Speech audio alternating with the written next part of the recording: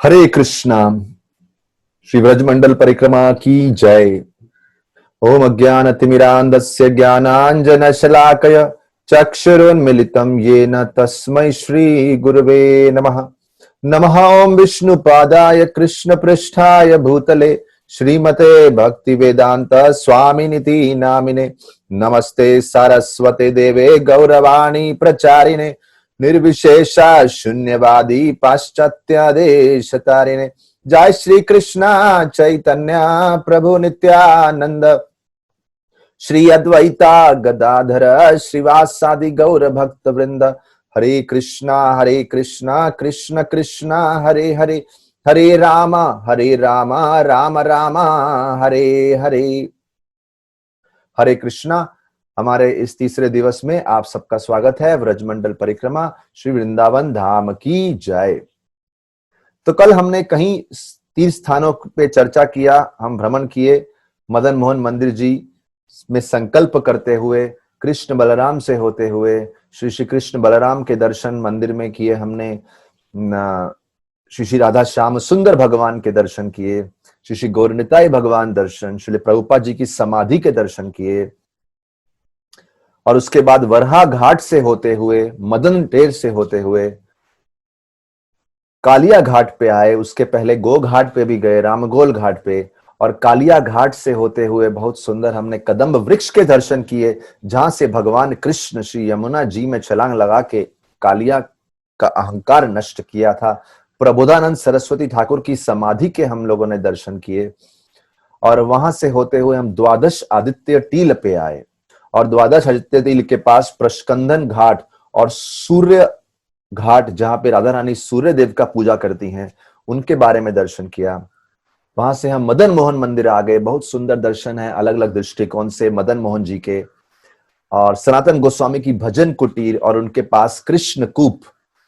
और मदन मोहन जी को प्रणाम करते हुए, उनका प्रणाम मंत्र बोलते हुए हम लोग आगे देखे कि सनातन गोस्वामी जी की समाधि स्थल पे आ गए।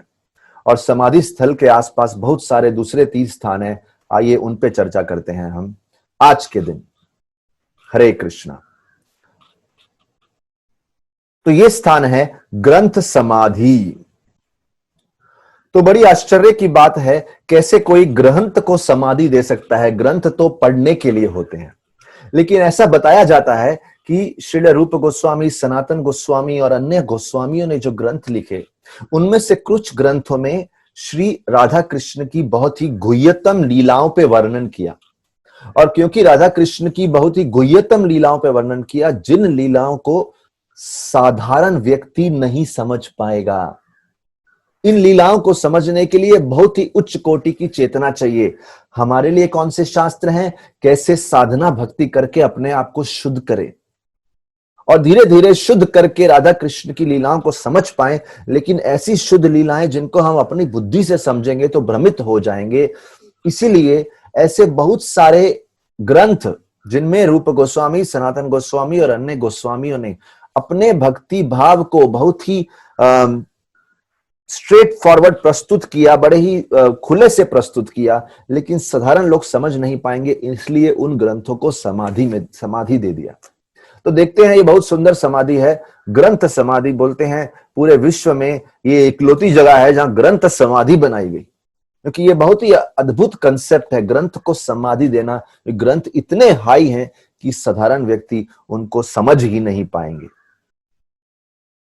आगे चलते हैं। आगे चलते हुए हम अगले स्थान पे जाते हैं, जिसका नाम है, जो बिल्कुल मदन मोहन जी के पास ही है, उनका नाम है अद्वैत वट। जैसे आप अपने सामने देख रहे हैं, बहुत सुंदर स्थान है। और कल हमने इन स्थान के ऊपर चर्चा करी थी कि अद्वैत वट का क्या महत्व है।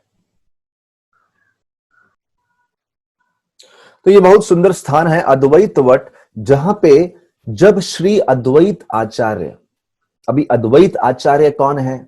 जब श्री कृष्ण चैतन्य महाप्रभु के रूप में प्रकट हुए 500 वर्ष पूर्व, तो उनके साथ जो उनके मुख्य पार्षद हुए, उनमें से एक हुए अद्वैत आचार्य, जिनको महाविष्णु और सदाशिव का अवतार भी कहा जाता है। तो ये महाविष्णु अद्वैत आचार्य जब ये भजन करते हुए बंगाल से वृंदावन दर्शन के लिए आए तो बोलते हैं इस स्थान पे, बोलते हैं इस स्थान पे उन्होंने भजन किया, ये वट वृक्ष के नीचे बैठ के। और बोलते हैं जब यहां भजन कर रहे थे इसी वट वृक्ष के नीचे उनको श्री मदन मोहन के विग्रह मिले। और ये मदन मोहन के वही विग्रह हैं जो 5000 वर्ष पूर्व वज्रनाभ जी ने स्थापना करी थी। तो जब यहाँ पे उनको मदन मोहन जी के विग्रह मिले, उन्होंने उन मदन मोहन के विग्रह की खूब सेवा करी। और जब सेवा कर रहे थे अद्वैत आचार्य, जब उनका वृंदावन से नवद्वीप बंगाल जाने का समय वापिस आया तो अद्वैत आचार्य की इच्छा हुई मैं ये विग्रह अपने साथ लेके जाता हूं। लेकिन उस रात जब अद्वैत आचार्य विश्राम कर रहे थे तो भगवान के विग्रह मदन मोहन जी उनके सपने में आए और सपने में आके उनसे कहा कि कृपया मुझे वृंदावन से बाहर मत लेके जाइए, मेरी इच्छा है हम वृंदावन में ही रहें। तो बोलते हैं अद्वैत आचार्य जी तभी विग्रह को वहीं छोड़ के जाना चाहते थे, तो उन्होंने डिसाइड किया कि मैं ये विग्रह किसी अच्छे उच्च कोटि के ब्राह्मण को दे दूंगा जो इनकी अच्छे से सेवा करे। तब उन्होंने महावन में पुरुषोत्तम चौबे, जिनका नाम हम सनातन गोस्वामी की कथा में बता चुके हैं, जिन्होंने सनातन गोस्वामी को बाद में ये विग्रह दिए, वो ब्राह्मण को अद्वैत आचार्य से ये विग्रह प्राप्त हुए और उन्होंने इन विग्रह की बड़ी ही प्रेममयी सेवा करी। पुरुषोत्तम चौबे जी ने कहते हैं जब अद्वैत आचार्य जी बंगाल वापिस आ गए तो उन्होंने एक छोटे राधा कृष्ण के विग्रह की सेवा शुरू कर दी, क्योंकि मदन मोहन जी को तो वहां पे छोड़ के आए थे, तो मदन मोहन जी से विरह था। उस विरह में, प्रेम में उन्होंने छोटे विग्रह की सेवा शुरू करी जिनका नाम दिया मदन गोपाल। और बोलते हैं बाद में काफी वर्षों के बाद अद्वैत आचार्य के जाने के बाद मदन गोपाल जी को वृंदावन ले आए थे। तो क्योंकि अद्वैत आचार्य जी के बंगाल के विग्रह का नाम मदन गोपाल जी था, इसलिए कुछ लोग मदन मोहन जी को भी मदन गोपाल के नाम से जानने लगे। लेकिन वो मदन मोहन अलग हैं, क्योंकि वज्रनाभ जी ने जिनकी स्थापना करी थी वो बहुत बड़े साइज के विग्रह थे और जो अद्वैत आचार्य बंगाल में पूजा करते थे वो छोटे विग्रह थे। तो मदन गोपाल जी अद्वैत आचार्य के विग्रह, लेकिन ओरिजिनल जो थे मदन मोहन जी वो सनातन गोस्वामी के पास चले गए। इसीलिए कल हमने मदन मोहन मंदिर के दर्शन किए जहां पे सनातन गोस्वामी की भजन स्थली और वहीं पे उनकी भजन कुटीर भी है। और बोलते हैं अद्वैत आचार्य जी जब वृंदावन आए तो 1482 में 1482 में उन्होंने श्रीपाद माधवेंद्रपुरी से दीक्षा भी ग्रहण की, माधवेंद्रपुरी को अपना गुरु के रूप में स्वीकार किया और उनके शिष्य बने। देखिए श्री चैतन्य महाप्रभु के गुरु हुए ईश्वरपुरी और उनके गुरु हुए माधवेंद्रपुरी, और वो माधवेंद्रपुरी के शिष्य यानी ईश्वरपुरी के गुरु भाई हुए अद्वैत आचार्य।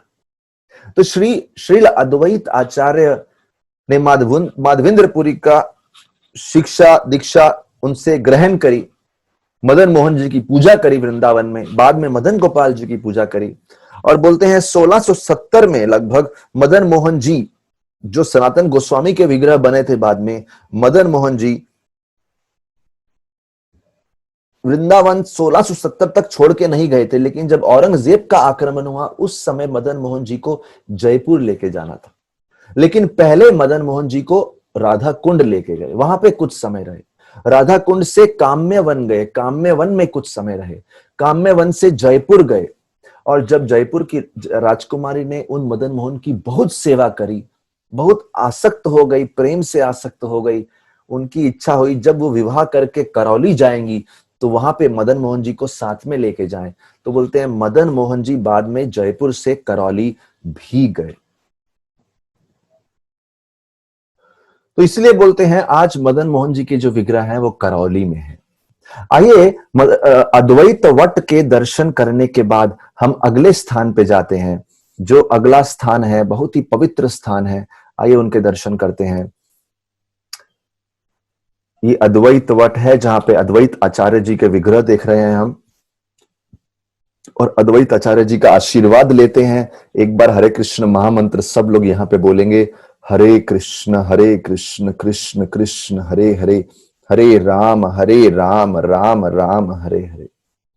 देखिए, श्री अद्वैत आचार्य जी का बहुत, उनकी भूमिका, उनकी महानता को समझने के लिए हमें समझना पड़ेगा कि श्री अद्वैत आचार्य जी की पुकार होने के कारण ही श्री चैतन्य महाप्रभु का पृथ्वी पे आगमन हुआ।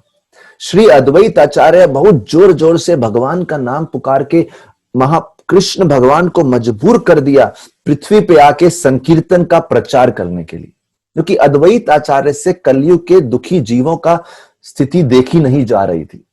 तो देखिए, आज हमें श्री चैतन्य महाप्रभु की संस्था में भाग लेने का अवसर मिल रहा है, उसके पीछे श्री अद्वैत आचार्य की भक्तिमय करुणा का ही जो हेतु है, वही कारण है उसके। आज तो आज हम श्री अद्वैत आचार्य जी को प्रणाम करते हैं और पूर्ण रूप से दंडवत प्रणाम करते हुए आइए हमारे यात्रा में आगे चलते हैं। अगला स्थान है इमली तला। बहुत ही पवित्र स्थान है ये इमली तला। बोलते हैं यहां पे जब भी चैतन्य महाप्रभु पृथ्वी पे आए और वृंदावन यात्रा किए, बोले महाप्रभु जब वृंदावन यात्रा किए तो सबसे ज्यादा समय वृंदावन में इमली तला पे बिताया। प्रतिदिन इमली तला में आके काफी घंटे व्यतीत करते थे और वहां पे हरे कृष्ण महामंत्र का जप इत्यादि करके, कीर्तन करके वहां पे विराजमान रहते थे इमली तला में। तो यह इमली तला मतलब इमली का वृक्ष, जिसे संस्कृत में तेंतुली तला भी बोलते हैं। और इमली तला इतना प्रसिद्ध, इतना महत्व स्थान है, जैसा कि हम आपको पिछले 2 दिन में बताया। यहीं पे आके महाप्रभु ने श्रीमती राधा रानी के भाव के ऊपर चिंतन किया।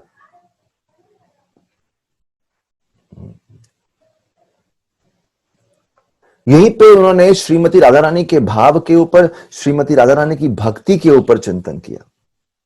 यहां बताते हैं कि ये इमली तला, देखिए ये इमली का वही वृक्ष है। इन वृक्ष के नीचे महाप्रभु के छोटे से बड़े सुंदर विग्रह भी हैं, वो भजन में लीन है। और ये इमली तला एक समय में सेवा कुंज का, बड़ा सेवा कुंज का भाग हुआ करता था, लेकिन यमुना की बदलती दिशा के कारण अभी ये अलग अलग दिशा में दिखते हैं। आइए इमली तला के बारे में थोड़ा और ज्ञान जानते हैं। देखिए, इस स्थान की बहुत ही महत्वपूर्ण लीलाएं हैं। उसमें से एक लीला ऐसी है कि श्रीमती राधा रानी जब भी कृष्ण से विरह अनुभव करती थी, जब भी श्री कृष्ण से मिलने की उनकी तीव्र इच्छा होती थी और श्री कृष्ण से नहीं मिल पाती थी, वो इमली तला में आके बैठ जाती थी और इमली तला में भगवान श्री कृष्ण पे ध्यान लगाती थी और बार बार श्री कृष्ण का नाम जपती थी।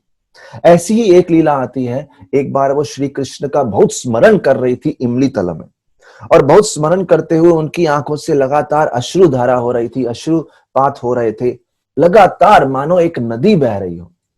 और हो देखते ही देखते श्रीमती राधा रानी का जो स्वर्ण रंग है वो श्याम वर्ण में बदल गया, क्योंकि वो कृष्ण का स्मरण कर रही थी और कृष्ण का वर्ण तो श्याम है। तो ये वही स्थान है जहां पे उस अद्भुत लीला के दर्शन हुए, जहां पे श्रीमती राधा रानी का स्वर्ण रंग श्याम वर्ण में बदल गया। उसी लीला को स्मरण करते हुए जब श्री चैतन्य महाप्रभु आए, तो श्री चैतन्य महाप्रभु का जो रंग था, वर्ण था, वो भी राधा रानी जैसा स्वर्ण था। लेकिन श्री चैतन्य महाप्रभु जब इसी वृक्ष के नीचे आके विराजमान हुए और राधा रानी के भाव में कृष्ण को स्मरण कर रहे थे, श्री चैतन्य महाप्रभु का रंग कैसा है? स्वर्ण है।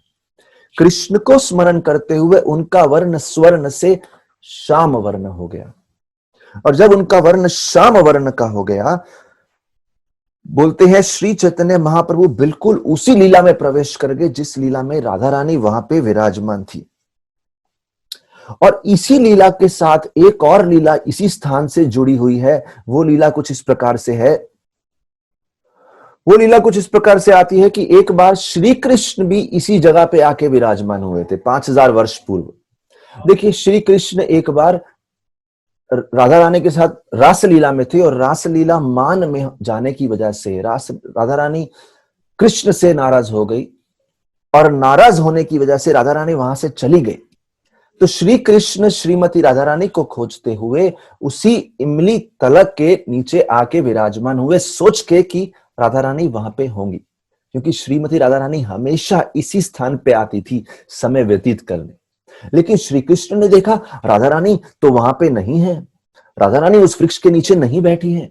तो जब देखा राधा रानी नहीं है, श्री कृष्ण राधा रानी पे चिंतन करने लगे, बहुत ध्यान लगाने लगे, तीव्रता से श्री राधा रानी का नाम पुकारने लगे। और जब श्री राधा का नाम पुकार रहे थे, पुकारते पुकारते श्री कृष्ण का जो श्याम वर्ण है, देखिए उस दिन उल्टा हुआ, श्री कृष्ण का श्याम वर्ण स्वर्ण वर्ण में बदल गया। और जब श्री कृष्ण का श्याम वर्ण स्वर्ण में बदल गया तो मानो ये बहुत अद्भुत ही रूप था। और जब वो स्वर्ण वर्ण में राधा के ध्यान में मग्न थे, उस समय श्रीमती राधा रानी का आगमन हुआ। और श्रीमती राधा रानी ने जैसे ही कृष्ण को स्पर्श हुआ, वो वापस से श्याम वर्ण में आ गए। और राधा रानी ने प्रश्न पूछा, राधा रानी ने प्रश्न पूछा, ये कैसा अद्भुत रूप है? श्री कृष्ण बताए, ये अद्भुत रूप ऐसा अद्भुत है, इसी रूप में मैं कलयुग में अवतार लूंगा। श्री कृष्ण राधा के भाव में कलयुग के जीवों को भक्ति वितरण करेंगे संकीर्तन के माध्यम से, हरे कृष्ण महामंत्र के कीर्तन के माध्यम से। तो इसका बड़ी सुंदरता से जो श्री कृष्ण ने वर्णन किया श्रीमती राधा रानी को, और घोषणा की कैसे वो श्री चैतन्य महाप्रभु के रूप में अवतरित होंगे इसी जगह पे। और इसी लीला को स्मरण करते हुए श्री चैतन्य महाप्रभु प्रतिदिन अक्रूर घाट से इमली तल आते। और उन दिनों बिल्कुल इमली तल यमुना के बिल्कुल नजदीक हुआ करता था। तो यमुना से बहुत ही अच्छा वातावरण, ठंडी हवा है, यमुना का जल है, अमृत की तरह बह रहा है। और चैतन्य महाप्रभु पूर्ण दिन कृष्ण के नाम स्मरण में संलग्न रहते, पूर्ण रूप से तल्लीन हो जाते। और ये इमली तल वो पवित्र स्थान है जहां ये बहुत सारी अद्भुत लीलाएं हुई, बहुत ही अद्भुत स्थान है। आइए आगे चलते हैं, लेकिन उससे पहले यहाँ इमली तला पे प्रार्थना करते हैं, बोलते हैं हरे कृष्ण कृष्ण कृष्ण हरे हरे, हरे राम राम राम हरे हरे। आइए आगे चलते हैं हमारे अगले स्थान पे, श्रृंगार वट। बहुत ही सुंदर, बहुत ही पवित्र स्थान है। प्रणाम करते हैं यहाँ की रज में श्रृंगार वट वृंदावन। श्रृंगार वट की महिमा क्या है, चर्चा करते हैं। जैसे नाम है श्रृंगार वट, इस वट वृक्ष के नीचे श्री कृष्ण ने श्री राधा रानी का श्रृंगार किया। बहुत सुंदर स्थान है। लीला ये देखिए, ये श्रृंगार वट के दर्शन है। यहाँ पे श्री चैतन्य महाप्रभु की लीला भी है, और ये वृक्ष के दर्शन हो रहे हैं। बार बार हमको दर्शन मिल रहे हैं अलग अलग तरीके से। बोलते हैं वट वृक्ष के नीचे एक दिन श्रीमती राधा रानी विराजमान थी, और श्री कृष्ण ने उनका कई तरीके से श्रृंगार किया।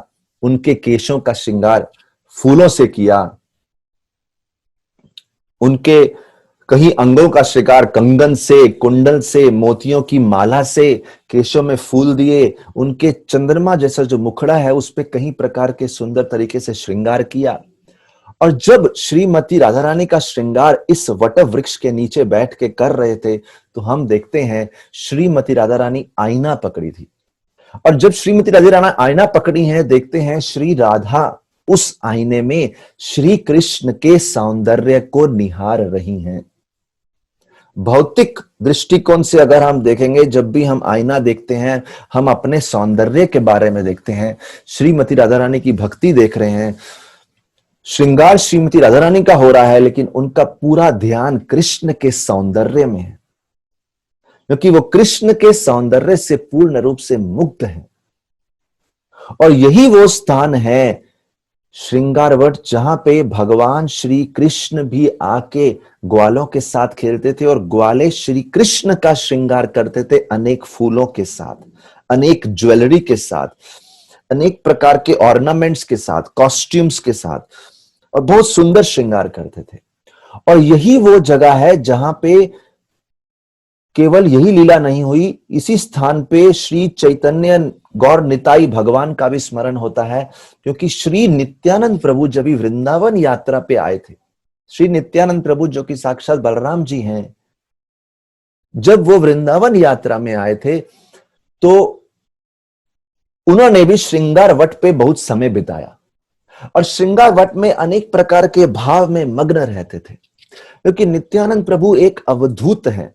और अवधूत उन साधु को बोलते हैं जो भौतिक जगत से परे हैं, सब ऑब्लिगेशन से परे हैं, जिन्हें भौतिक जगत की कोई सुध बुध नहीं। यहाँ पे भक्ति के ऐसे आनंद में रहते थे, कभी कभी जोर से भगवान का नाम पुकारते थे, जोर जोर से क्रंदन करते थे, जोर जोर से भगवान का नाम पुकार के, बोलते हैं उनकी गर्जना इतनी तेज थी मानो पूरे ब्रह्मांड को चीरती हुई जा रही हो। कभी कभी ग्वालों के भाव में आके अपने खुद का श्रृंगार करते थे, और कभी कभी भगवान का नाम पुकारते हुए अश्रुपात ऐसे होता था जैसे नदियां बह रही हो। और भक्ति रत्नाकर में यह वर्णन आता है कि श्री चैतन्य महाप्रभु एक बार तो श्रृंगार भट्ट में बलराम जी के भाव में प्रवेश कर गए, और बलराम जी के भाव में प्रवेश करके श्री कृष्ण को बड़ी तीव्रता से याद कर रहे थे, श्री कृष्ण से विरह अनुभव कर रहे थे कि आज मैं हूं लेकिन कृष्ण नहीं है। और जब कृष्ण से विरह अनुभव कर रहे थे, उसी समय एक आकाशवाणी हुई, एक गर्जना हुई, एक जोर से गर्जना हुई, जिसमें घोषणा किया गया कि उनके छोटे भाई कृष्ण चैतन्य महाप्रभु के रूप में नवद्वीप में अवतार ले लिए हैं। और अभी श्री चैतन्य महाप्रभु जल्द ही भक्ति के जो संकीर्तन मूवमेंट है, ये संकीर्तन का प्रारंभ करने वाले हैं। तो आप जल्द ही नवद्वीप पहुंच जाइए ताकि फिर से आपका छोटे भाई के साथ मिलन हो जाए। तो ये जो लीला है ये श्रृंगार वट की ही है। तो बहुत अद्भुत लीला हुई। श्री राधा रानी का श्रृंगार हुआ, श्री कृष्ण का श्रृंगार हुआ, श्री नित्यानंद प्रभु ने यहाँ बहुत समय बिताया। आइए श्री श्री गौर निताई श्री नित्यानंद प्रभु विशेष रूप से जो बहुत ही दयालु हैं, पतितों के उद्धार करने वाले हैं, उनसे प्रार्थना करते हैं और हरे कृष्ण महामंत्र का जप करते हैं ताकि हमारी परिक्रमा इसी प्रकार से प्रेममय चलती रहे और हम खूब आशीर्वाद प्राप्त करें। हरे कृष्णा कृष्ण कृष्ण हरे हरे, हरे राम राम राम हरे हरे।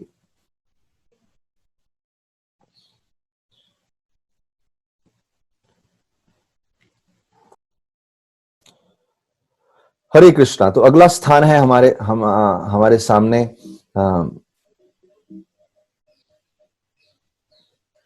स्थान है जामुन वृक्ष, या जिसे जारू मंडल बोलते हैं।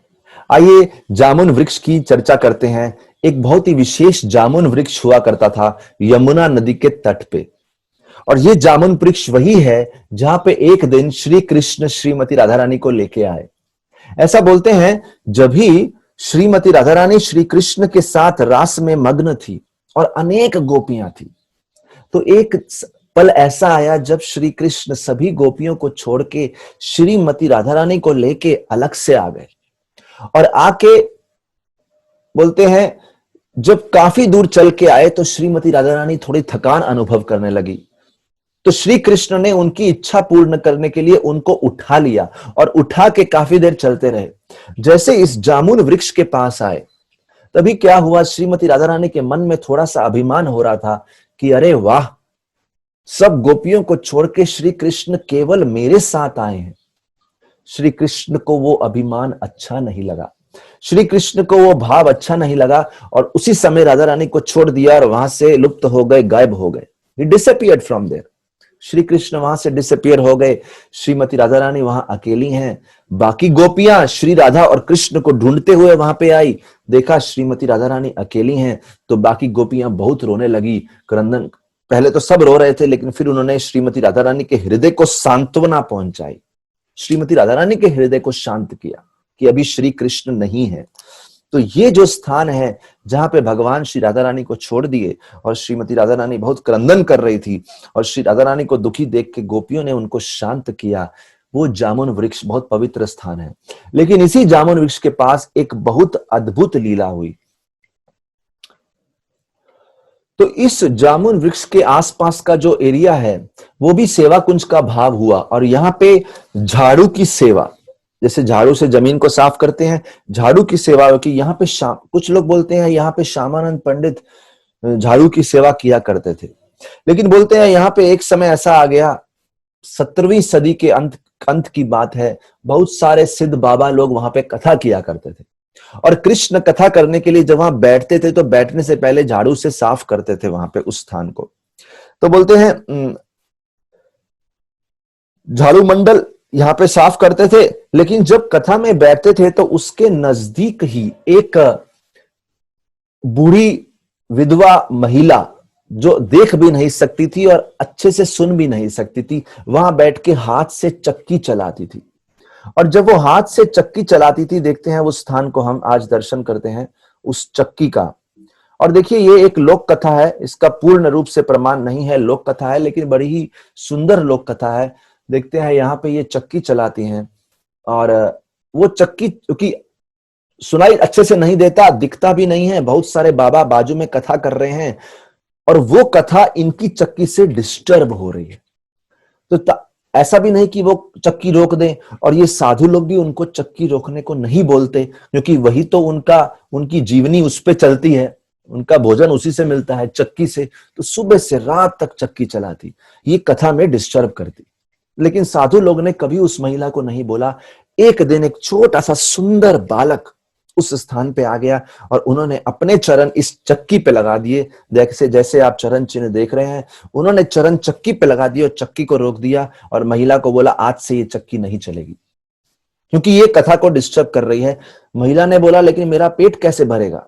बोले उसकी चिंता मत करो, तुम्हारी जीविका इस चक्की पर चलती है, लेकिन अब से ये चक्की नहीं चलेगी और जितने भी लोग इस चक्की के दर्शन करने आएंगे, भगवान के चरण, बोले मेरा नाम कृष्ण है, बालक ने बताया मेरा नाम कृष्ण है, और लोग इस चरण के दर्शन करने आएंगे और जब भी दर्शन करने आएंगे कुछ डोनेशन छोड़ के जाएंगे, उससे आपकी जीविका चलेगी, आपका पूरा पालन पोषण होगा, उसकी चिंता आप बिल्कुल मत करो। तो ये भी एक सुंदर कथा है जो इस पवित्र स्थान पे है जहां पे जामुन वृक्ष है। और ये जामुन वृक्ष की जो कथा है, विशेष रूप से जहां पे श्री राधा रानी के अभिमान से कृष्ण उनको छोड़ के चले गए, वो एक बहुत ही इंपॉर्टेंट कथा है इस स्थान के लिए। आइए उसका स्मरण करते हुए आगे चलते हैं, लेकिन उससे पहले इस स्थान पे एक बार हरे कृष्ण महामंत्र बोलते हैं। हरे कृष्णा कृष्ण कृष्ण हरे हरे, हरे राम राम राम हरे हरे। हरे कृष्णा। तो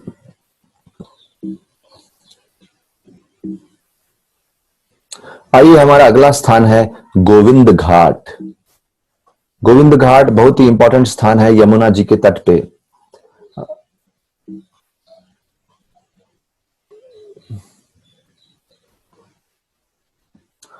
देखिए यमुना तट जी के तट पे गोविंद घाट की महिमा क्या है। बहुत सुंदर, बहुत सारे सुंदर सुंदर घाट हैं यमुना जी के तट पे। आज कुछ दृश्य हैं हमारे जीवन में, कुछ अदृश्य हैं, कुछ प्रकट हैं, कुछ अप्रकट हैं हमारे आज के जब वृंदावन में हम जब जाते हैं।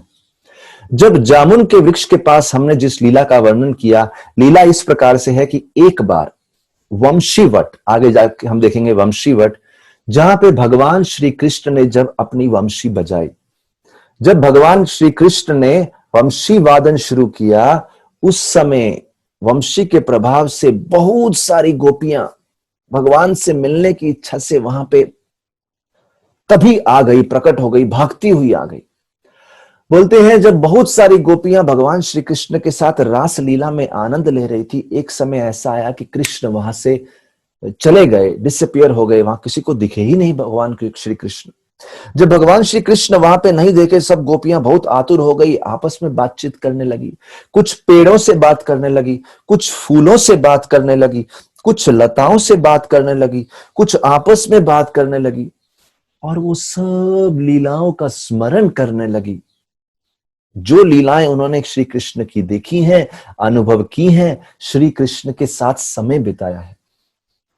यहां तक कि बाद में जब वो कृष्ण को ढूंढ रही थी, ढूंढते ढूंढते तभी उनको दो चरण दिखे, रेती में दो चरण दिखे, और जब चरण चिन्ह दिखे, उन्होंने देखा अरे ये तो कृष्ण के चरण चिन्ह है, और कृष्ण के चरण चिन्ह के साथ में एक और गोपी के चरण चिन्ह है।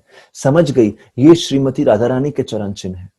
और जब उन चरण चिन्हों को पीछे जाते जाते जाते जाते दिखा, सडनली दो के एक चरण चिन्ह हो गए, सिर्फ कृष्ण के, गोपी के नहीं है। समझ गए श्री कृष्ण ने श्रीमती राधा रानी को उठा लिया होगा। और थोड़ी देर के बाद कृष्ण के चरण चिन्ह भी गायब हो गए और केवल श्रीमती राधा रानी के दर्शन हुए जामुन वृक्ष के पास, जिसके बारे में पिछले स्थान पे हमने वर्णन किया। जब सिर्फ श्री राधा रानी के दर्शन हुए तो श्रीमती राधा रानी को सांत्वना देते हुए तो बोलते हैं, ये सभी गोपियां जब भगवान से विरह में थी और भगवान का स्मरण कर रही थी तो बहुत सुंदर गीत गा रही थी। भगवान की लीलाओं को स्मरण करते हुए गोपियां गाती हैं, जयति तेधिकम जनमना व्रजा श्रयत इंदिरा शाश्वतत्र ही दयत दृश्यतां दीक्षुतावकाश त्वयि धृतासवस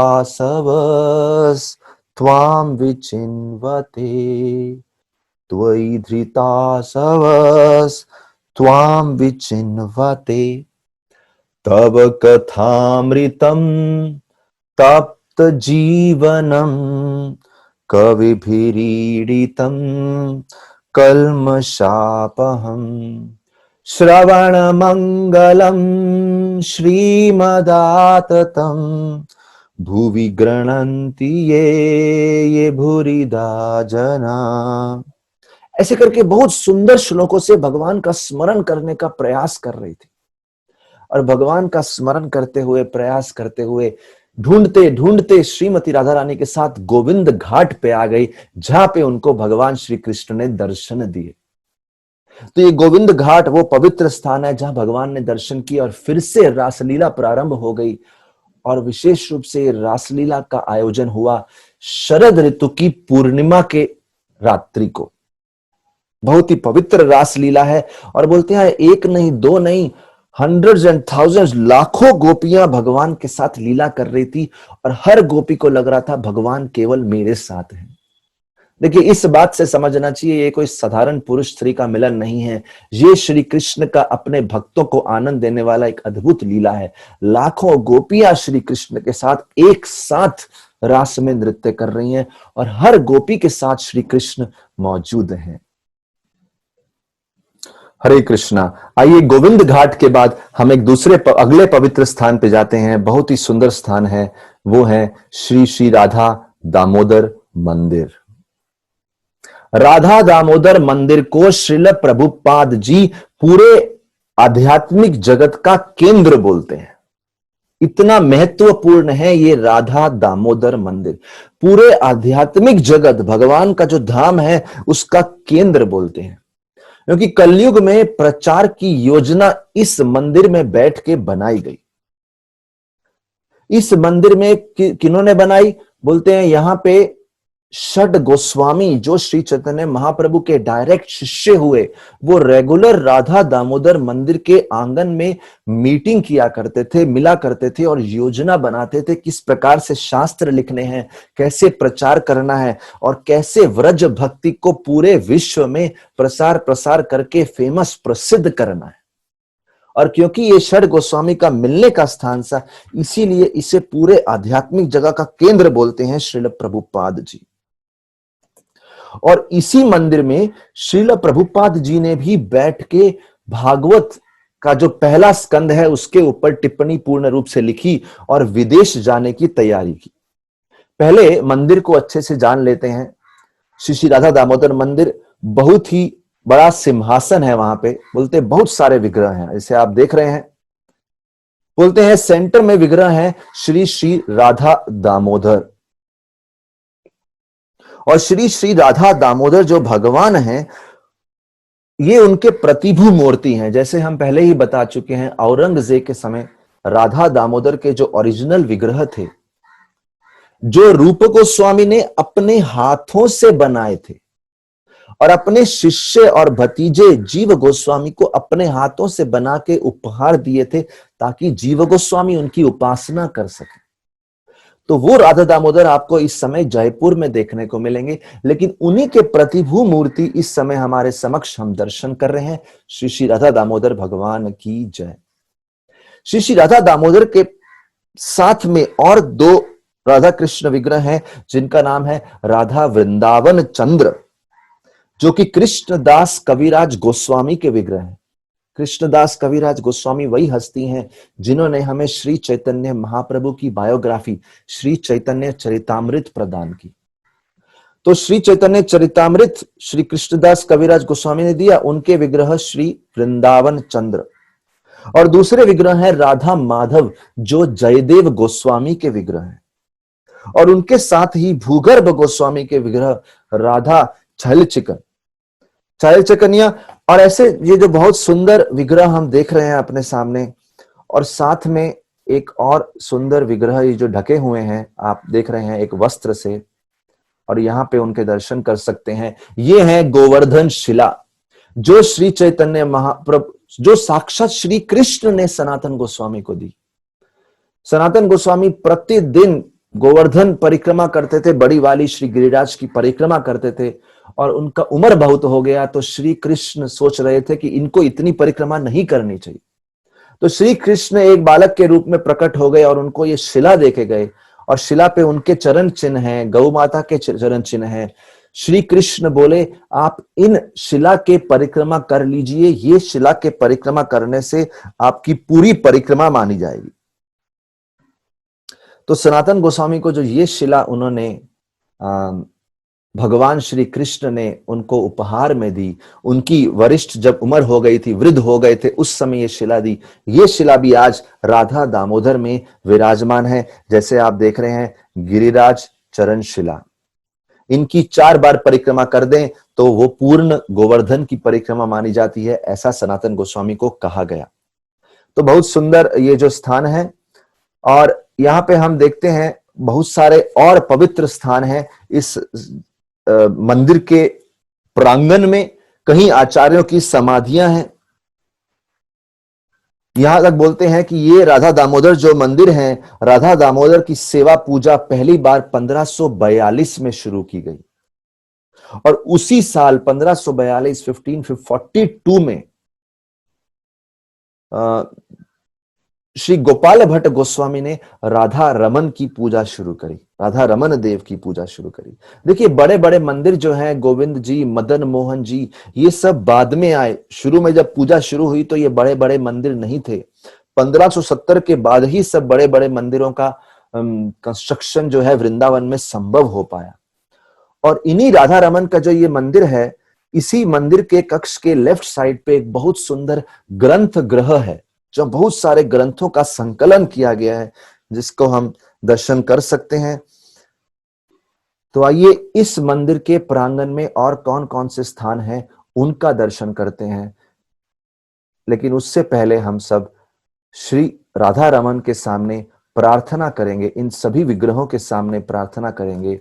आइए 2 बार हरे कृष्ण महामंत्र बोलते हैं। हरे कृष्णा कृष्ण कृष्ण हरे हरे, हरे राम राम राम हरे हरे, हरे कृष्ण कृष्ण कृष्ण हरे हरे, हरे राम राम राम हरे हरे।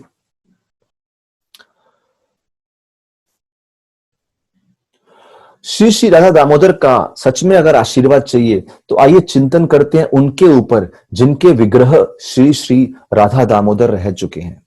6 गोस्वामियों में से जो 6 गोस्वामी हुए उनमें से सबसे छोटे हुए श्री जीव गोस्वामी, और जीव गोस्वामी की समाधि राधा दामोदर मंदिर के प्रांगण में ही मौजूद है।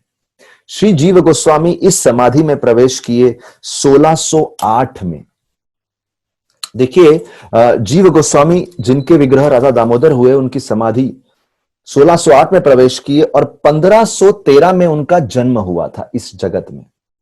ये जितने भी गोस्वामी हैं, महान भक्त हैं, ये भगवान की लीला में से साक्षात प्रकट हुए हैं। जैसे सनातन गोस्वामी हैं, वो भगवान की लीला में श्रीमती राधा रानी की सेवा में रति मंजरी नाम की एक मंजरी है। उसी प्रकार से जीव गोस्वामी जो है, उनका ओरिजिनल नाम राधा कृष्ण की लीला में विलास मंजरी है, लेकिन वो विलास मंजरी एक गोस्वामी के रूप में आके हमें भक्ति का ज्ञान इत्यादि और हमारे कल्याण के लिए यहां प्रकट होते हैं। तो ये जीव गोस्वामी की समाधि है, उसी प्रांगण में है। और ऐसा बोला जाता है कि 1513 में जो उनका जन्म हुआ, जन्म के जल्द ही कुछ समय बाद पिता का देहांत हुआ, और रूप गोस्वामी तो उनके पिता के बड़े भाई हुए। और जब इनकी बाद में जाके जब इनकी माता का देहांत हो गया, इन्होंने उचित नहीं समझा सांसारिक जीवन में बहुत समय व्यर्थ करने का, तो ये जल्द ही वृंदावन में आ गए। और बोलते हैं जिनका जन्म 1513 में हुआ था, 1535 में ये वृंदावन आ गए। चैतन्य महाप्रभु 1515 में वृंदावन आए थे, ये 1535 में वृंदावन में आए, और इन्होंने रूप और सनातन गोस्वामी के साथ उनको असिस्ट करने का, सेवा करने का सोच लिया, महाप्रभु की इच्छा इत्यादि पूर्ण करने के लिए। तो महाप्रभु की इच्छा हो जाए, पूर्ण हो जाए, इसलिए वहां पे रहने लगे। और इससे पहले जब जीव गोस्वामी बंगाल से वृंदावन आना चाहते थे, नित्यानंद प्रभु ने उन्हें आदेश दिया था, आप संस्कृत में और शास्त्रों में पांडित्य प्राप्त कीजिए और आप मधुसूदन वचस्पति से जाके बनारस में अच्छे से ज्ञान प्राप्त कीजिए, और जब अच्छे से ज्ञान प्राप्त कर ले, एक बड़े पंडित बन जाए, फिर वो पांडित्य आपका भक्ति में, सेवा में बहुत सहयोग देगा। और ये सब सोच के उन्होंने बहुत ज्ञान प्राप्त किया और फिर वृंदावन आए, और वृंदावन में आगे जाके रूप गोस्वामी से ट्रेनिंग लिया, जो कि उनके अंकल भी हैं और गुरु भी हुए। उनसे ट्रेनिंग लिया, उनके अंडर शिक्षा लिया, रूप गोस्वामी के अंडर। और बोलते हैं रूप गोस्वामी ने उनको गौड़ीय सिद्धांत के सूक्ष्म तत्वों में प्रशिक्षण दिया। देखिए, शास्त्र तो पढ़ आए, लेकिन गौड़ीय सिद्धांत के सूक्ष्म तत्व, वैष्णव आचरण, नम्रता इत्यादि, ये सब में ट्रेनिंग रूप गोस्वामी ने दिया। जीव गोस्वामी ने रूप गोस्वामी को बहुत सहायता करी शास्त्र लिखने में, उनके लिए पत्र तैयार करना, इंक तैयार करना, ताकि वो लिख पाए, और कई प्रकार से उनकी सहायता करी। बोलते हैं खुद इतने बड़े पंडित थे जीव गोस्वामी, लेकिन उनके जीवन का सार था अपने वरिष्ठों को, अपने से बड़े जो आचार्य हैं उनको सेवा करना, नम्र सेवा देना, विनम्र सेवा देना। खुद वो बहुत बड़े पंडित घोषणा करने नहीं ऐसा अपने आप को पंडित घोषित करना नहीं चाहते थे। श्री जीव गोस्वामी छोटी उम्र थी, उत्साह बहुत था सेवा करने का, पंडित बहुत बड़े थे, कभी भी किसी व्यक्ति को गलत तत्वों का प्रचार करते हुए देख नहीं सकते थे। ऐसे दो फेमस प्रसिद्ध किस्से आते हैं। एक किस्सा इस प्रकार से है कि एक बार रूप गोस्वामी ने अपने भक्ति रसामृत, जो उन्होंने बहुत सुंदर भक्ति रसामृत सिंधु लिखी है, उस शास्त्र को किसी दूसरे बड़े वरिष्ठ स्कॉलर को, पंडित को प्रस्तुत किया कि आप देखिए, इसमें कोई दोष तो नहीं है, कोई करेक्शन तो नहीं है, कोई इंप्रूवमेंट, कोई फीडबैक। और जब उन्होंने पढ़ा और कुछ इंप्रूवमेंट सजेस्ट करने के लिए आ ही रहे थे, जीव गोस्वामी को मालूम चला कि ये रूप गोस्वामी की किताब में दोष निकाल रहे हैं। देखिए, जीव गोस्वामी को रूप गोस्वामी से इतना प्रेम था और उनके लिखे शास्त्रों पे इतनी श्रद्धा थी, और जीव गोस्वामी खुद भी पंडित थे, जान सकते थे क्या गलत है क्या सही है। तो जीव गोस्वामी ने उन पंडित को बोल दिया कि आप ऐसा कैसे बोल सकते हैं कि रूप गोस्वामी के शास्त्रों में दोष है, त्रुटि है, ऐसा कैसे बोल सकते हैं आप। और उनसे वाद विवाद करने लगे और उनको बोला आप ही गलत है। रूप गोस्वामी को मालूम चला, रूप गोस्वामी समझ सकते हैं कि हाँ, जीव गोस्वामी का भाव प्रेम का है, सेवा का है, लेकिन फिर भी रूप गोस्वामी दर्शाना चाहते हैं कि अगर कोई व्यक्ति वृंदावन में अपना पांडित्य दिखाने का थोड़ा सा भी अहंकार करता है, उसे वृंदावन में रहने का कोई अधिकार नहीं है। और तभी वृंदावन से जीव गोस्वामी को जाने को बोला, वो उनको वृंदावन से बाहर निकलने को बोला। ऐसा ही एक और किस्सा आता है। एक बार एक दिग्विजय पंडित, कश्मीरी पंडित, देखिए उन दिनों में कश्मीर जो है बहुत विद्वान ब्राह्मणों का स्थान कहा जाता था। यहां तक कि पुराणों में कई जगह पे वर्णन है, कश्मीर को भौम स्वर्ग बोला गया है। शायद कलयुग में ऐसे शुद्ध लक्षण हमको देखने को नहीं मिलेंगे जैसे जैसे समय बीत रहा है, लेकिन कश्मीर में उत्तम कोटि के ब्राह्मण उन दिनों, लेकिन ब्राह्मणों को उन दिनों में अपने पांडित्य पे बहुत घमंड हो गया। इसलिए देखते हैं एक कश्मीरी पंडित चैतन्य महाप्रभु के यहां पे भी गए थे, उनके साथ वाद विवाद किया था संस्कृत इत्यादि शास्त्रों पे। एक पंडित वृंदावन आ गए और किसी ने उनको बोला था, अगर आपको अपने दिग्विजय, जो आपका टाइटल है, दिग्विजय मतलब सभी दिशाओं में विजय प्राप्त की, अगर आपको इस दिग्विजय टाइटल को घोषित करना है तो रूप और सनातन को हराना पड़ेगा। जब इस प्रकार से विचार कर रहे थे तो वृंदावन आ गए रूप और सनातन को हराने के लिए। लेकिन श्रील रूप गोस्वामी, सनातन गोस्वामी के पास ये फालतू के वाद विवाद के लिए, जीत हार के लिए समय नहीं था। उन्होंने बोला पत्र लाओ, हम साइन कर देते हैं, हम हार गए। बहुत महत्वपूर्ण शिक्षा मिलती है भक्तों को। फालतू के आर्ग्यूमेंट, विवाद विवाद में समय व्यर्थ नहीं करना चाहिए, उससे भक्ति श्रद्धा कम होती है। जब तक कोई नम्रता से प्रश्न ना पूछे उससे दूर ही रहो तो अच्छा है। यहां इन्होंने बहस करना उचित नहीं समझा। जब जीव गोस्वामी ने देखा कि रूप और सनातन ने पत्र पे साइन कर दिया है कि वो हार गए, जीव गोस्वामी से रहा नहीं गया। पंडित थे बहुत बड़े, उत्साह भी बहुत था, युवा अवस्था थी जीव गोस्वामी की, और ऊपर से रूप और सनातन से प्रेम भी बहुत था। उनको हारता हुआ कैसे देख सकते। ये दिग्विजय के सामने समक्ष प्रस्तुत हो गए और दिग्विजय ने सोचा चलो रूप और सनातन नहीं तो क्या जीव गोस्वामी से वार्तालाप करते हैं। जीव गोस्वामी ने उस दिग्विजय कश्मीरी पंडित को ऐसी बुरी तरह से हराया कि वो वहां से वृंदावन से उसी क्षण भाग लिए और जाने से पहले उनसे वो पत्र वापस ले लिया जिसमें रूप और सनातन ने साइन किया है, और उस पत्र को फाड़ के फेंक दिया, डिस्ट्रॉय कर दिया, ताकि दुनिया में कहीं ये दिग्विजय पंडित जाके ऐसा ना बोल पाए कि रूप और सनातन इनसे हार गए। ये सब कार्य जीव गोस्वामी के हैं। और देखिए ये जीव गोस्वामी का समाधि मंदिर है जो हम देख रहे हैं। देखिए जीव गोस्वामी इतने प्रसिद्ध थे उस समय कि अकबर भी उनसे मिलने के लिए आए, क्योंकि जयपुर के जो राजा थे उस समय, राजा मान सिंह, जयपुर के जो राजा हुए, राजा मान सिंह, वो रघुनाथ भट्ट गोस्वामी के शिष्य थे। जो 6 गोस्वामी हैं उनमें से एक गोस्वामी रघुनाथ भट्ट, उनके शिष्य थे राजा मान सिंह। और राजा मान सिंह की अकबर से बहुत मित्रता थी, तो अकबर को वृंदावन लेके आए जीव गोस्वामी से मिलवाने के लिए। और अकबर जीव गोस्वामी के पांडित्य को देख के ऐसे इंप्रेस हो गए, तभी उन्होंने फंड्स दिया ये सब शास्त्रों को संकलन करके ग्रंथ ग्रह बनाने के लिए।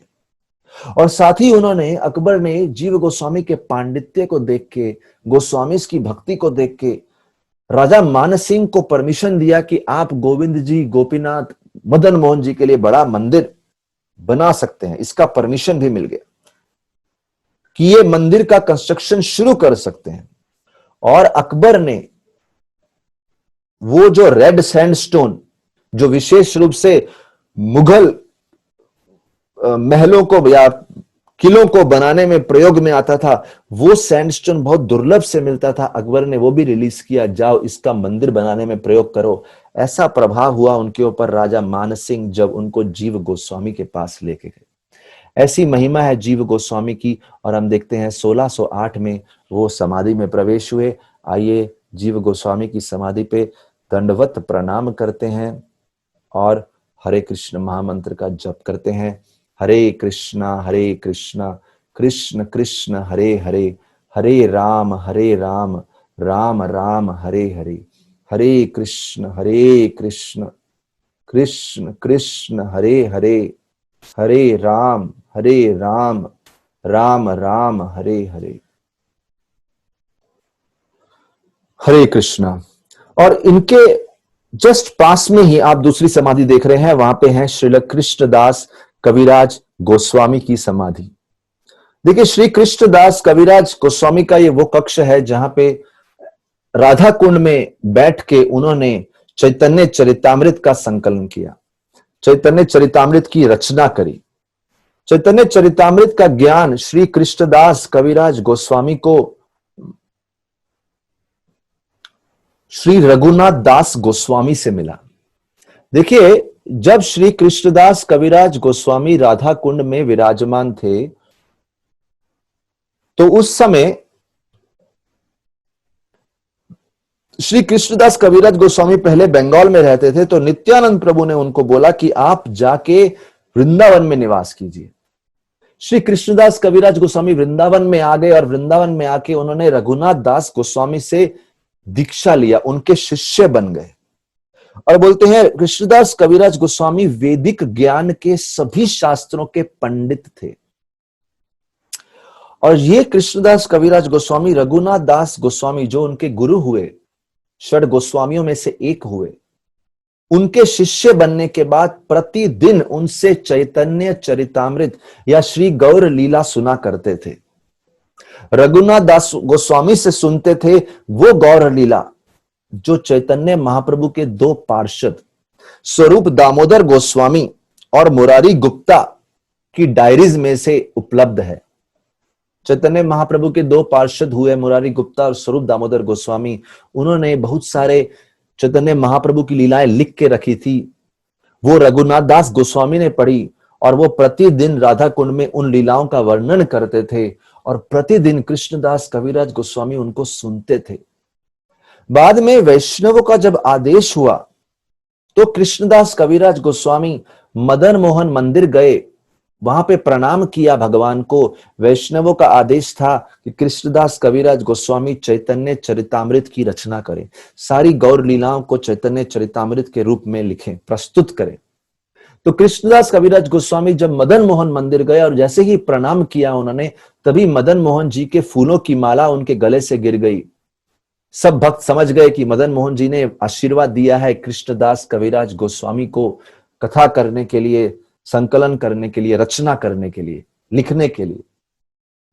तो वो श्री कृष्णदास कविराज गोस्वामी जब उन्होंने चैतन्य चरितामृत संपन्न किया, उसके एक साल बाद 1542 में 1582 में कृष्णदास कविराज गोस्वामी समाधि में प्रवेश किए। ये उनका समाधि मंदिर है। पहले हमने जीव गोस्वामी का समाधि मंदिर देखा, उसके पास ही कृष्णदास कविराज गोस्वामी का समाधि मंदिर है।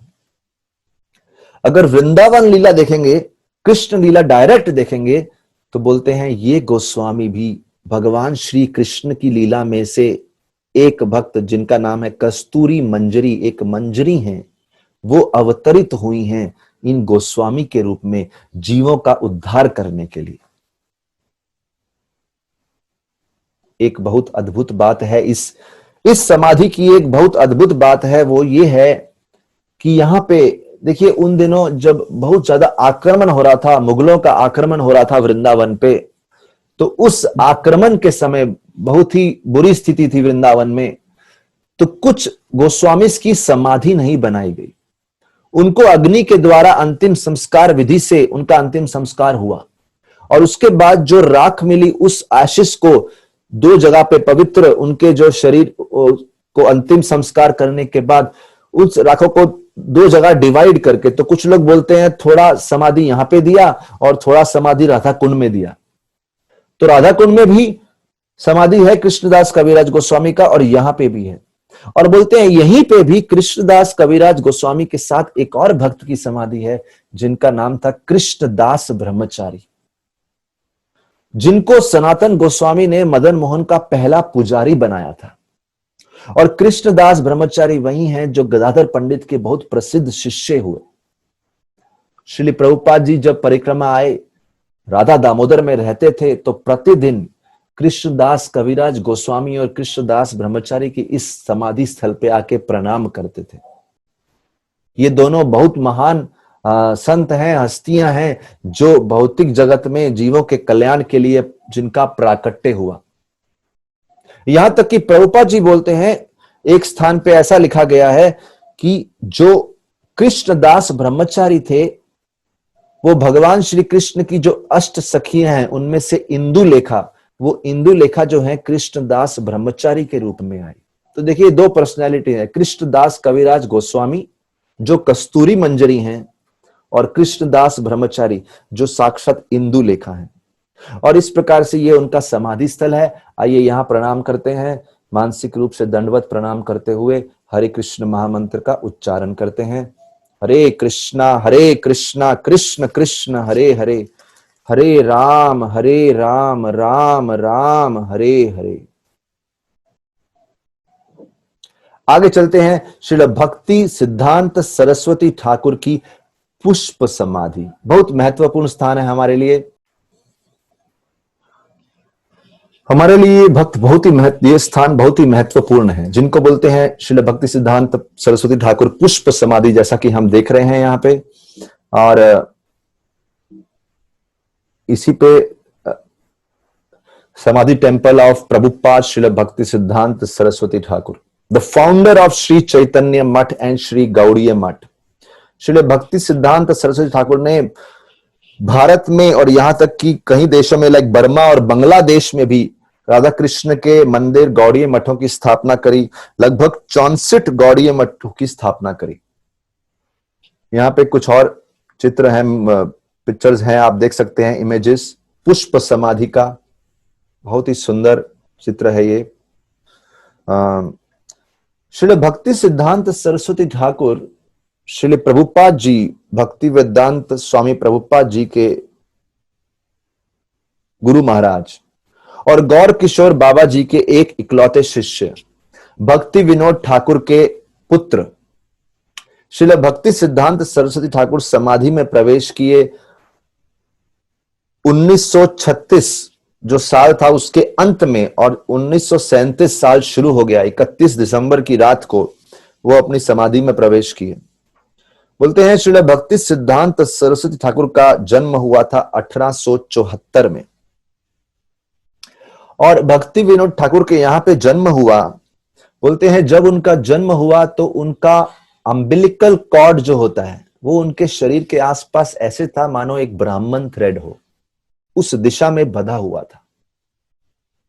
जब उनके पिता भक्ति विनोद ठाकुर उनको जगन्नाथ जी के दर्शन के लिए लेके गए, छोटे बच्चे थे, बालक थे, जैसे ही उनको जगन्नाथ जी के सामने लेके गए, बोलते हैं जगन्नाथ जी के गले की माला तभी इस बालक के गले में आके आ पड़ी। इन सब कुछ किस्सों से सब समझ गए कि ये बालक कोई साधारण बालक नहीं है, इनका अवतरण, इनका प्राकट्य कृष्ण भक्ति का प्रचार के लिए हुआ है। क्योंकि भक्ति विनोद ठाकुर, उनके पिता सिद्धांत सरस्वती ठाकुर के पिता भक्ति विनोद ठाकुर बहुत समय से प्रार्थना कर रहे थे कि मेरे घर में एक ऐसे संतान का जन्म हो जो इस भक्ति के प्रचार के कार्य को प्रचुर मात्रा में आगे लेके जाए। तो ये सब देखने के बाद हम समझ सकते हैं कि ये कोई साधारण व्यक्ति नहीं थे, बहुत ही बुद्धिमान, बहुत ही शास्त्रों में निपुण, और इनको सिंह गुरु कहा गया है। सिंह गुरु क्यों? एक सिंह की तरह इन्होंने भक्ति के सिद्धांतों की स्थापना की, बिल्कुल निडर और अभय निर्भय होके स्थापना करी। विशेष रूप से जो जातिवाद ब्राह्मण थे, गोस्वामी थे, जो बोलते थे केवल गोस्वामी वंश में आया हुआ व्यक्ति या ब्राह्मण वंश में जन्म लिया हुआ व्यक्ति ही ब्राह्मण बन सकता है, इस तत्व का खंडन किया। श्रील भक्ति सिद्धांत सरस्वती ठाकुर ने अपने प्रचार से दिखा दिया किस प्रकार से कोई भी व्यक्ति जो वैष्णव संप्रदाय में प्रशिक्षण लेता है, अपने आप को शुद्ध करता है, चाहे उसका जन्म ब्राह्मण जाति में ना हुआ हो, लेकिन वो उच्च कोटि का ब्राह्मण कहलाया जा सकता है।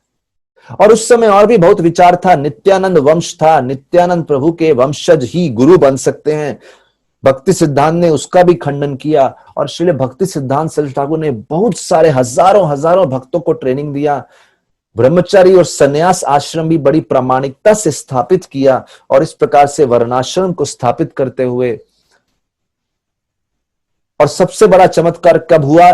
जब श्रील एसी भक्ति वेदांत स्वामी श्रील प्रभुपाद भक्ति सिद्धांत सरस्वती के समक्ष आए, और भक्ति सिद्धांत ने उनको आदेश दिया कि आप विदेश में जाके प्रचार कीजिए, हर देश में अंग्रेजी भाषा में प्रचार कीजिए। वो बहुत बड़ा योगदान हुआ। आइए श्रील बोलते हैं, प्रभुपाद जी बोलते हैं, जब प्रभुपाद जी से किसी ने पूछा, भक्ति वेदांत स्वामी प्रभुपाद जी से, कि आपकी क्या लगता है, आपके अंदर क्या योग्यता, ऐसा क्या शक्ति थी जिसकी वजह से आप इतना प्रचार कर सके? प्रभुपाद जी बोलते हैं, हमारी एक ही योग्यता थी कि हमने अपने गुरु के आदेशों को as it is Yatharup follow किया। बस हमारे गुरु के आदेशों से जो शक्ति आई, ये गुरु की इच्छा है जो पूर्ण हो रही है, नहीं तो हमारी कोई योग्यता नहीं थी। तो श्रील एसी भक्ति वेदांत स्वामी प्रभुपाद इस्कॉन के फाउंडर आचार्य पूरे विश्व में भक्ति का प्रचार करने का सारा श्रेय अपने गुरु श्रील भक्ति सिद्धांत सरस्वती ठाकुर को देते हैं। और इसी के पास एक और सुंदर स्थान है, हम वो आज आखिरी कथा करेंगे। एक बहुत ही बढ़िया स्थान है राधा दामोदर। हम जितने भी स्थानों पर चर्चा कर रहे हैं ये सब राधा दामोदर मंदिर के प्रांगण में है। और यहां पे एक और स्थान है किंग बीरम भीर का पुष्प समाधि, राजा बीरम भीर का पुष्प समाधि। देखिए ये पुष्प समाधि क्या होता है, जैसे हमने यहां वर्णन किया है कि ये श्रील भक्ति सिद्धांत सरस्वती ठाकुर की पुष्प समाधि है। बोलते जहां पे किसी आचार्य की समाधि बनाते हैं वहां पे जो पुष्प अर्पण करते हैं उन पुष्पों को लेके जाके किसी दूसरी जगह पे समाधि बनाते हैं, उसे पुष्प समाधि बोलते हैं। और पुष्प समाधि को उतना ही महत्व, उतनी ही शक्ति मानी गई है जितनी ओरिजिनल समाधि में मानी जाती है। श्रील भक्ति सिद्धांत सरस्वती ठाकुर की जो समाधि बनाई गई मायापुर बंगाल में, नवद्वीप में, और उनकी पुष्प समाधि राधा दामोदर मंदिर में बनाई गई, जो षड गोस्वामियों का मिलने का स्थान है, बहुत ही जैसे हम बता चुके हैं आध्यात्मिक जगत का केंद्र स्थान है। तो यहां पे हम पुष्प समाधि को प्रणाम कर रहे हैं और इसी के साथ साथ हम लोग वर्णन कर रहे हैं किंग बीरम भीर, राजा बीरम भीर की पुष्प समाधि, वो भी उसी प्रांगण में है। राजा बीरम भीर एक बहुत अद्भुत राजा हुए। उनको बोला जाता है डाकू राजा, डेकॉइट किंग, क्योंकि उन्होंने अपनी तिजोरियां भरी यात्रियों को लूट लूट के उनका धन एकत्रित करके। लेकिन एक दिन वृंदावन के 3 संत, श्यामानंद पंडित, श्रीनिवास और नरोत्तम, सारे गोस्वामियों के ग्रंथों को लेके बंगाल जा रहे थे। देखिए उन दिनों ग्रंथों की बहुत सारी कॉपियां नहीं थी, केवल इकलौती कॉपी एक बड़े बक्से में पैक करके बंगाल लेके जा रहे थे। रास्ते में ये बात है 1542 की, 1542 की बात है, जब ये लोग बंगाल जा रहे थे। रास्ते में एक स्थान पे बहुत थक गए और इन्होंने सोचा विश्राम करना चाहिए। विश्राम करने के लिए सब सो गए। तभी बीरम भीर के सैनिक वहां घूम रहे थे, कुछ तो लूटने को मिल जाए।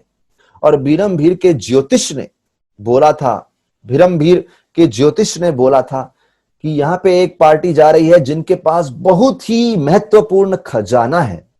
देखिए खजाना तो था, लेकिन ये खजाना कोई हीरे जवाहरात नहीं थे, सबसे मूल्यवान गोस्वामी के शास्त्र थे।